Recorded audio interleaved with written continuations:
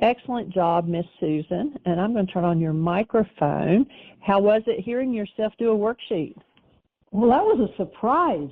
I said, I know Dr. Tim is at a family reunion, he had said, and it was going to be a rerun, and I dialed in at my usual time, which is a little after the hour because I get back from something else, and I was getting that silly song, that blog talk crazy thing, and it kept going and going. And I hated pestering you, Jeannie, because you're like the mastermind. You're holding the world together. And sure enough, I'm glad you texted me. Yeah, I was just sitting there with needles in my shoulders and happened to have the phone in my hand. And so when I got your text, it was like, oh, no. I told Michael, I said, I am thankful for technology that I was able to access the switchboard from my phone and start this show. Oh, it is. Yeah, that is amazing. How's your shoulder? It is doing much better. It's still like if I go to roll over at night to put my body weight on my elbow or something, to turn myself over, then I can feel it.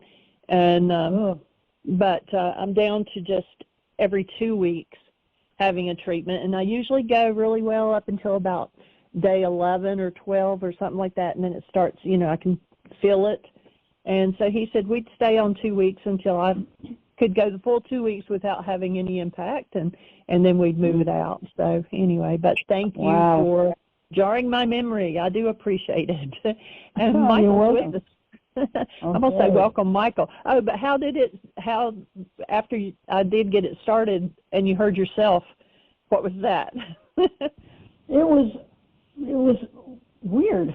That was so long ago. Well, you know how it is. 6 years ago. Yeah, 6 or 7. You hear your own voice and you say, my God, I sound like a little kid, or, there's a lot of worksheet material just hearing your own voice. But you can see how far you've come. Well, I loved how he steered the boat. It was hard because Michelle made a crack about plastic straws and how people are on everybody's case for plastic straws. And I had a thought about that at the time, like, yeah, it's very convenient to concentrate on plastic straws because that's a little thing and you can handle it. The problem is much bigger than that. I'm going off on a tangent, but, the problem is still here. I'm not in that kind of a panic, though. It's different. I'm just observing it. And that is a huge difference. Yeah. So, and it's much worse than it was when you think about it. Just scientifically, we are now, things are melting faster, burning up faster than we thought that was going to happen. And yet I'm still not doing that panic, which is, he's right. It's evidence of your work. I know, it's great to have the work. Boy, that work, it doesn't end. I woke up in the night and listed 5 wake-up sheets I need to do.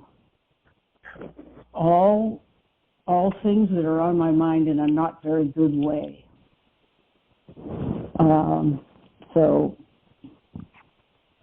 But it's nice to just write it down. Nice catch. Say, well, I'll do the worksheets, but I could go back to sleep too, because it's one thing to remove it from your head onto a piece of paper, and then the next step is to know that not only is it on the paper, but you can do something about it with a tool, with a mind shifter or a wake-up sheet. That's good. So anyway, how are you guys doing? We're rocking. Beautiful, cool days. It was 58 degrees last night. It's almost like we're right into fall. It's like, come on, this is only mid-August. Not supposed to be down to 58. The other night was 54. Yep. And we're up into the low 70s during the day. So the garden's slowing down, but we're still getting a ton of tomatoes every day.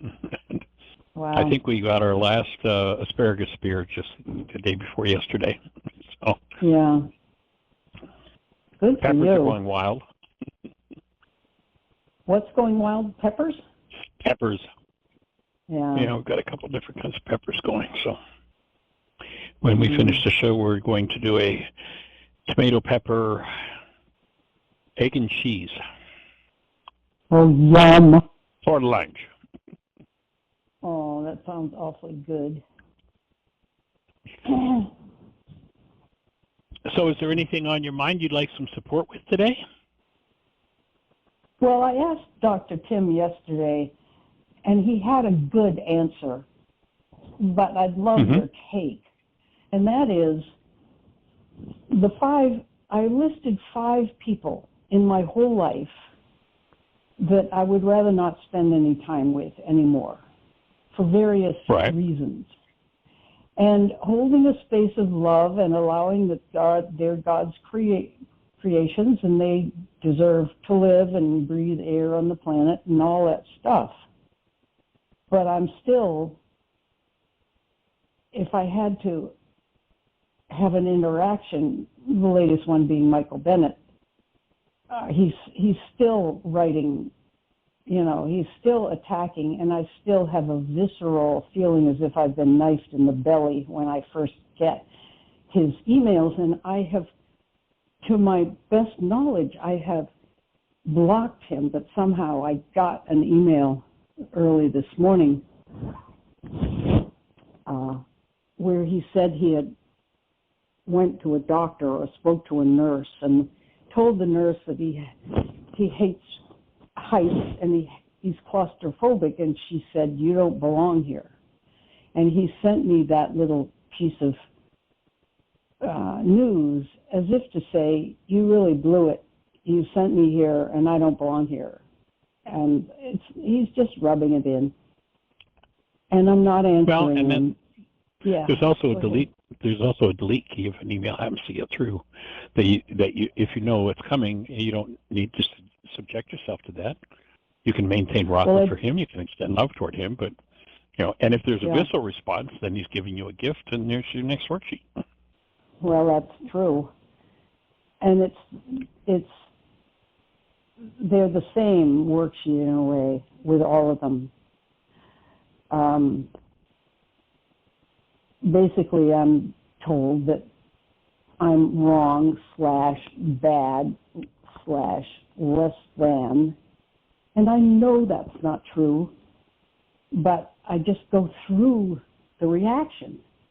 And you say there's a delete button. Well, I don't even have to read them, but I do. I want to know what he's going to say. What's that all about? Why do I have to do that? But I do it. So, anyway. Self-flagellation? Curiosity at the least.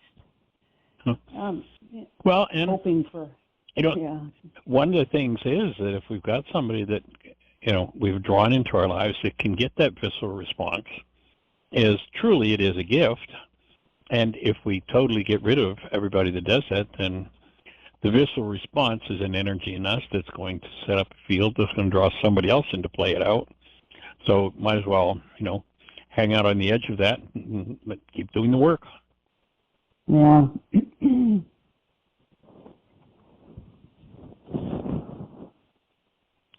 So holding the space for that. Thanks. How's Jonathan doing with being back? He has had bouts of feeling really good, and looking at the profession he was in and the amount of work, the terrible rat race he was in, looking at it and saying, how did I do that all those years?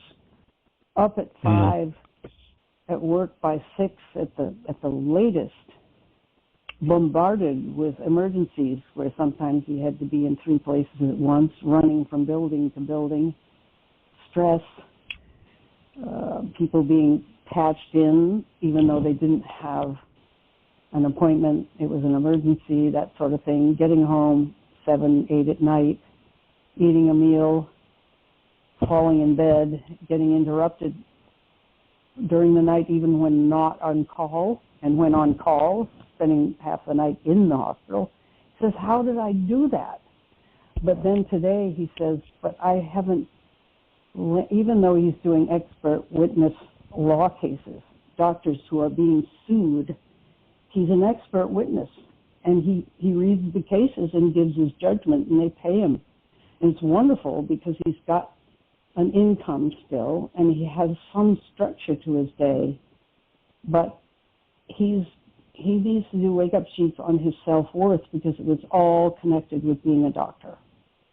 And he feels worthless without being a doctor. And one reason he was so willing to drive Michael down is it gave him a purpose for a couple of days. And practically anything will serve to distract him from the nothingness of his present life. He wakes up and he could go back to bed, and sometimes does, and sleeps till noon. That guy has a huge capacity to sleep. Boy, oh boy, I envy that. But so he's in a rocky place. He's okay, but it's a hard place for him. He's 51 years old, almost 52, I think. So it's young to have retired from your.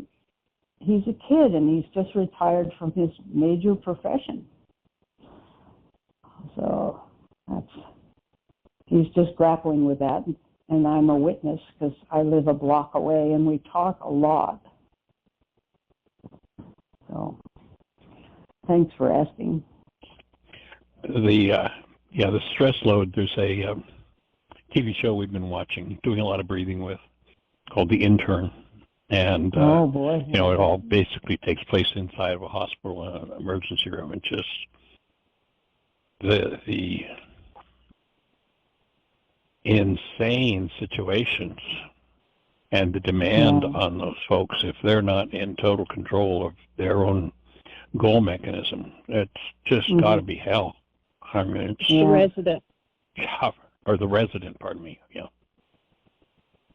Yeah, there's an awful lot of pressure on the residents. They're pulled in 20 directions. So, well, tell him if there's a point where you'd like to have another conversation, and be delighted to have one with him. So. I wish he would, and I don't push. He knows you're there. Cool. Yeah. Awesome. Well, anything else on your mind for today? No, thanks so much. I'll just listen. All right, Gerhard. Cherish you. You too. And holding a blessing for those 5 worksheets. One of the things we're thinking about doing, maybe you'd like to be the first one. One of the things we just talked about, the work that you triggered for Celinda, that really opened her up and took her into some pretty deep spaces in the work we did over that 2 days, and the response we've gotten from people who really benefited from that.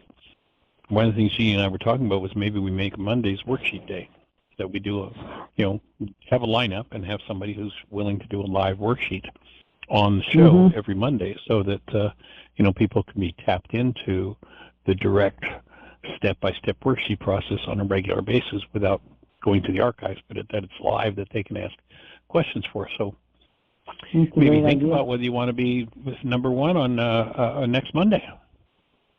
Well, if I come up with a serious worksheetable problem, I'd be willing. Okay. And drop me a text. Yeah, I imagine. Okay. All right. Thank you so much. All right. Blessings. Bye-bye. Bye. So, Miss Jeannie, do we have anybody in the phone queue with a hand up? Anything else happening in the chat room? No, it's all quiet on this end, but I did get a text from someone wanting to know how to send somebody to the YouTube. I'll send you a direct link back, but the easiest way for anybody to find it, if you go to whyagain.org, up in the top there are the little icons for Facebook, Vimeo, and then our YouTube channel, and it's youtube.com/MichaelRice_whyagain. And it'll take you to our YouTube channel. But I'll send you the direct link to that too. And you can also go to YouTube, and in the search bar in YouTube, just put Michael Rice, and that'll take you to our channel. And you can do a search for particular videos, or scroll down the list, or just pick one. But if you do that, we would appreciate it if you would Make sure to hit a like whenever you watch one. And if you're not subscribed, if you would subscribe, that helps us build the channel, and we're working to get that moving in the direction of becoming more productive. So, and you had an and, Miss Jeannie? No, that's it. Okay.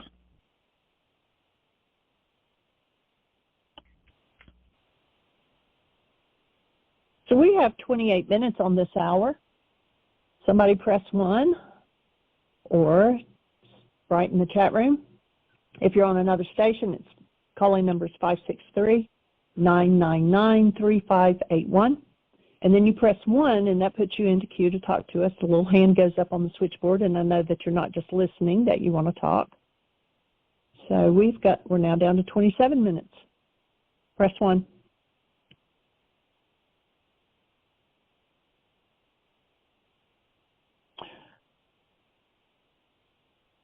So the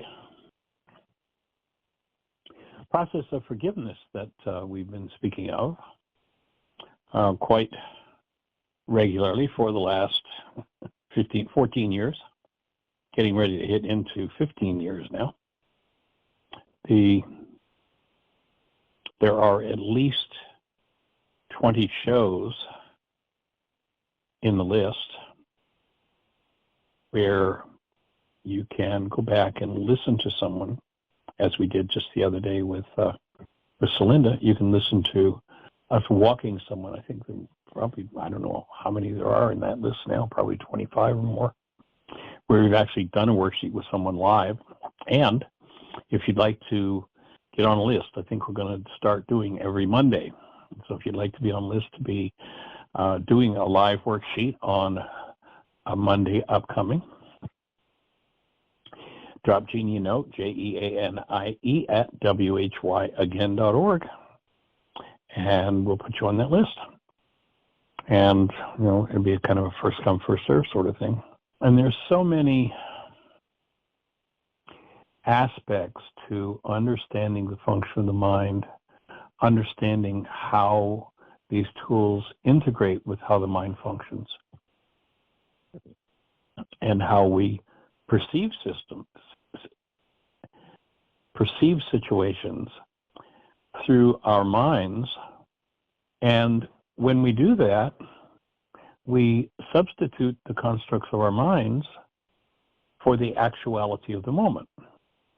This happens especially if people are in some form of hostility or fear.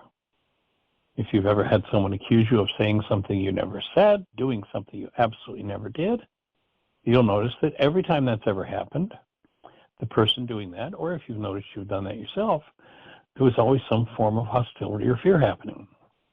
And hostility or fear tells us that the mind is using corrupt data to build that structure, that construct in the mind. And so every perception, first and foremost, is a reflection of data stored in the mind, body, nervous system. And of course, whatever's stored in it, the quality of the energy, is impacting the storage system. You know, imagine that, you know, let's look at the world of news and how, you know, the great majority of news is about reporting on the drama, the trauma, the murder, the rape, the killing, the insanity, the wars. Imagine that you had a computer, you were the news organization, and you had a computer, and every time you put a story into the computer based in hostility or fear, it degraded and destroyed the computer. How long would the average computer last in the average news organization? Not very long. Well, that's a good metaphor for exactly what happens when we allow ourselves to be locked into hostility, fear, sadness, grief, rage, drama, and trauma. And there is a systematic way to remove those energetic patterns from your body-mind unit, which is quite literally a multi-generational database that stores the experiences of our lives. So when all energies, whether they're physical, emotional, mental, or genetic, are firmly grounded in truth, then accuracy of our internal guidance system, perception, will be restored to what it's designed to be. You know, back a few months ago, we were working on the Enlightenment book, and we spent quite a bit of time talking about the statement that Yeshua made that you would hardly know that what he was doing was talking about perception and the quality of the output of the mind. But what he says, at least the Greeks interpret the words in that particular passage, is the eye is the lamp of the soul. If the light for you is darkness, how deep will your darkness become? Now, when you listen to that, how can light be darkness? That just doesn't make any sense. And you're right. You know, if he listened to that interpretation, he'd say that's all Greek to me. Because what he was saying, and it's right in line with what we're talking about now, is perception is the light. You know, it says the eye. No, it's what you see. It's your perceptual constructs of your mind is the light, and light here meaning guide. You know, later he says if the light is darkness. Well, that's kind of a conflict. How could the light be darkness? That's silly. He wasn't talking about physical light or physical darkness. He was talking about our guidance system. So, you know, that research we talked about the other day where, you know, at Harvard determined that in a time frame where 10,000 brain cells were firing, the guidance system, the light into the world was 9 bits of data, literally measurable high electrical firings in the brain, and not counting through the whole body, but just the brain. There are 10,000 measurable units of electrical activity in the time frame where they determined that perception could contain a max of 9 bits of data. It was about a 25th of a second. It's been estimated in the same time frame that we're in a 20 trillion bit world.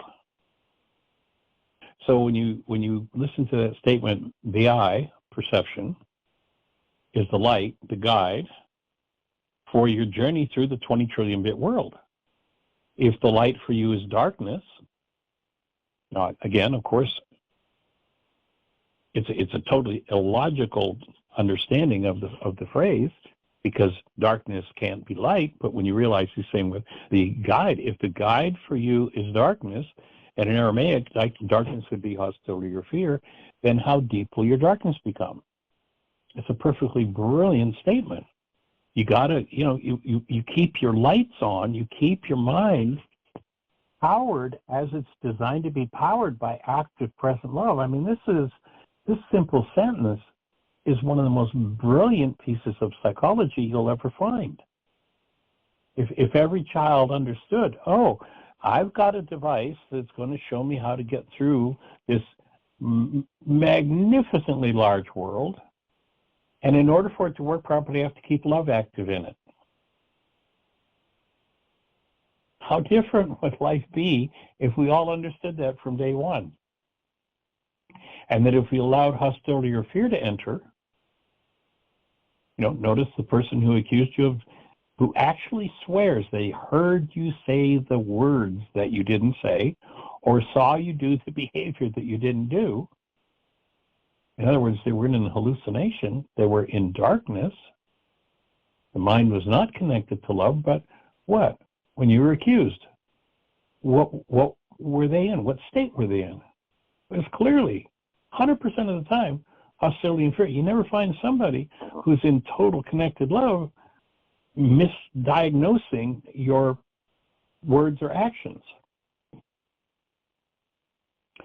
So the accuracy of our internal guidance system, perception, is to restore it when it's connected to love, to its proper power supply, is to restore it to the space where it gives you accurate information. Your lights are on.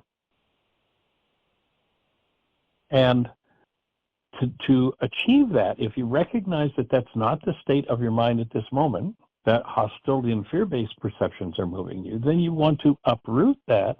You want to remove the corrupt data, forgive it, And what happens is the why is this happening to me again of regrets and disturbances and pain disappear, and we go back to our natural state of serenity.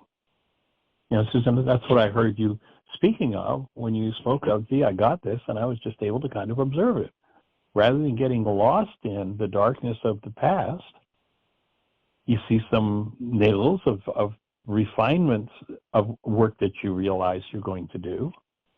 But the darkness, by and large, is gone, and that's the objective of this work. That's the objective of forgiveness. When there's not a mind on planet Earth fueled by something other than love, then our world is going to enter into a state of serenity and well-being, cooperation, and abundance that's beyond what anybody has ever conceived of as possible. So once healing occurs, and our definition here of healing is the removal of anything based in hostility or fear,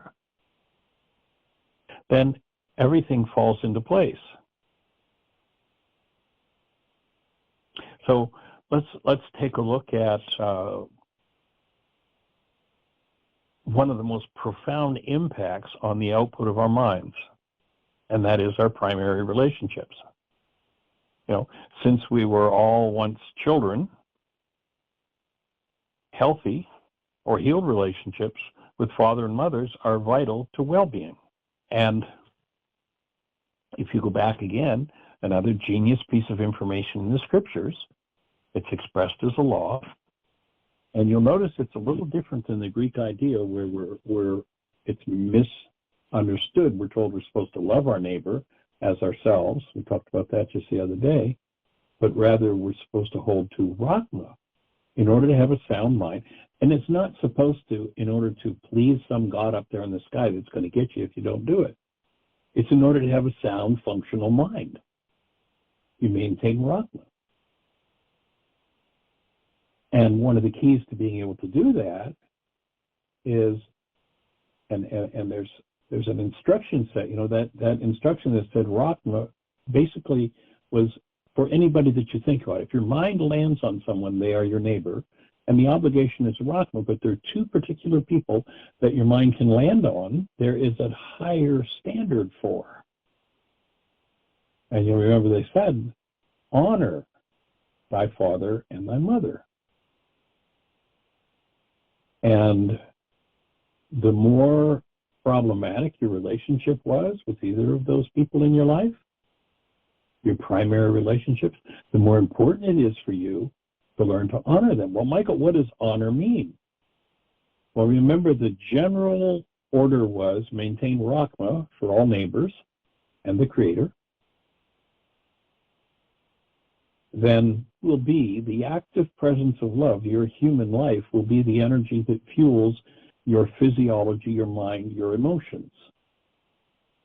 Now, because father and mother tend to be power persons,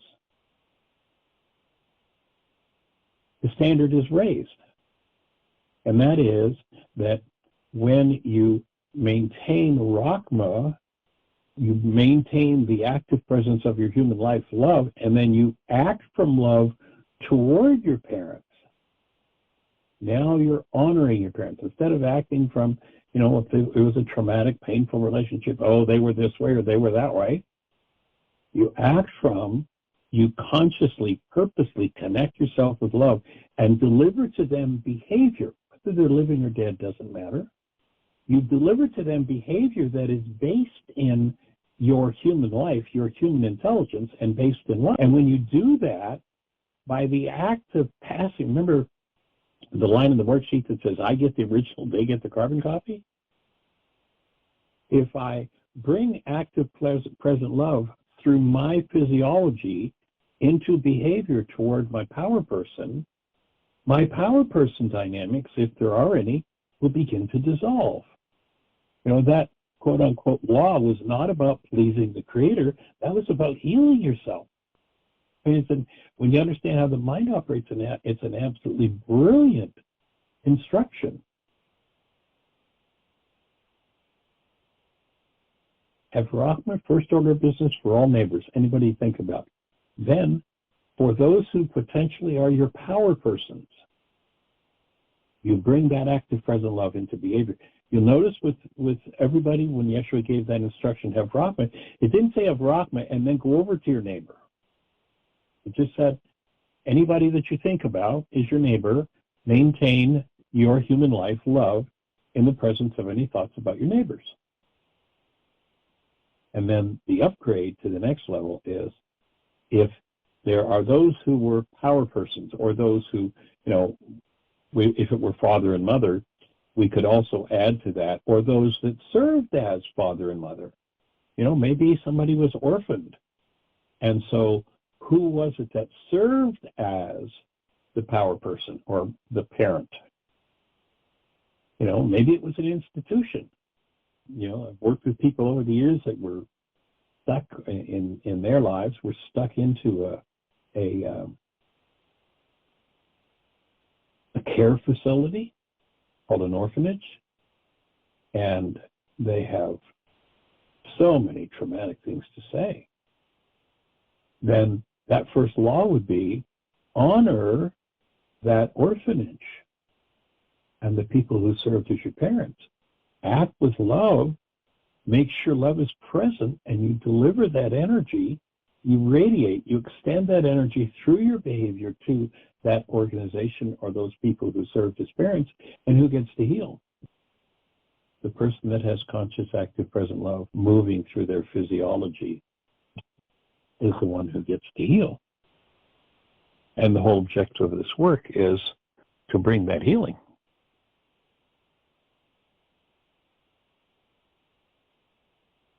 They've done quite a bit of research and shown that sons with good relationship with their fathers tend to handle stress more effectively. Daughters who have healthy relationships with their father have a higher sense of self-esteem and make better relationship choices. This one research project said that children with healthy father relationships had 40% the level of suspension, expulsion, and problems in school. And that those who had that healthy relationship with father were twice as likely to go to college and would find stable employment as a result of that. So this relationship with parent, if it was based in some form of trauma, is so important to do the healing work, so important to do the repair work in that arena. Whether that person is alive or not doesn't matter. What we're talking about, where the repair work needs to be done, is in the energetic dynamics within oneself. Remember that as an energy field, when you recognize, we listen to Einstein, on such things as matter, we've been all wrong. What we have heretofore called matter is energy whose vibrations are so low as to be perceptible to the senses. There is no matter. Einstein tells us matter doesn't exist. We are energetic beings. And as energetic beings, everything we engage in, every energy we engage in, is stored holographically throughout the whole system.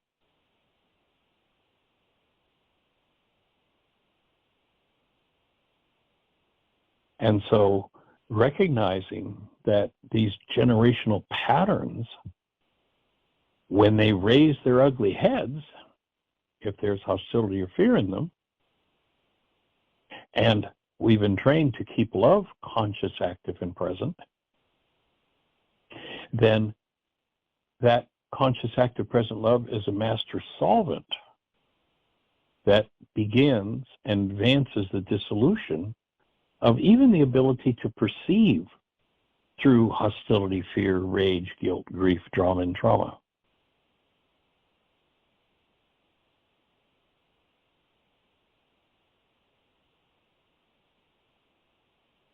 So, a simple exercise can be to just imagine, again, whether they're alive or not, doesn't matter, but just to imagine them and visualize them,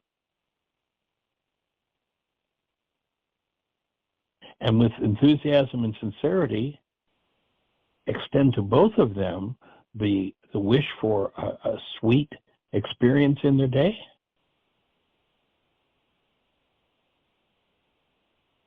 And the more enthusiasm and sincerity, and the more out of the presence of love you can do that, the deeper you'll reach into your own inherited generational patterns, generational deficiencies, or unconscious dynamics in the mind with regard to parents.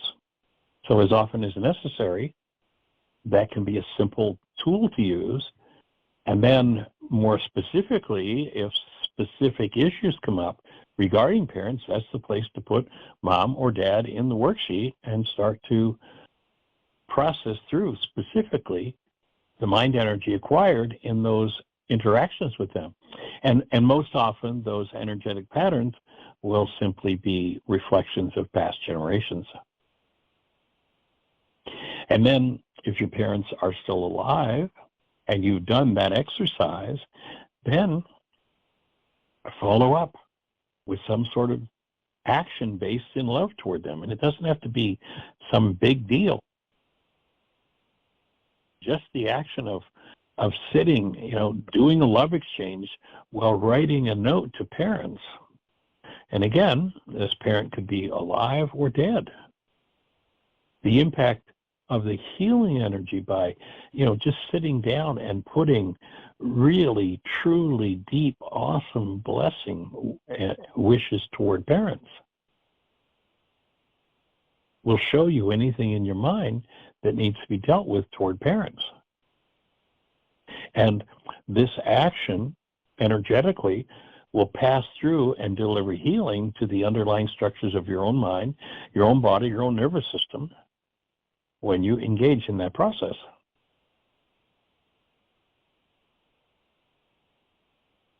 So once one understands the internal nature of the healing of trauma and aligning the mind with the systems intrinsic to its proper operation, healing these parental dynamics becomes obviously a major key in living a truly full life. And this is especially true where there was perhaps an alcoholic or a drug addict or an abusive, an absent parent.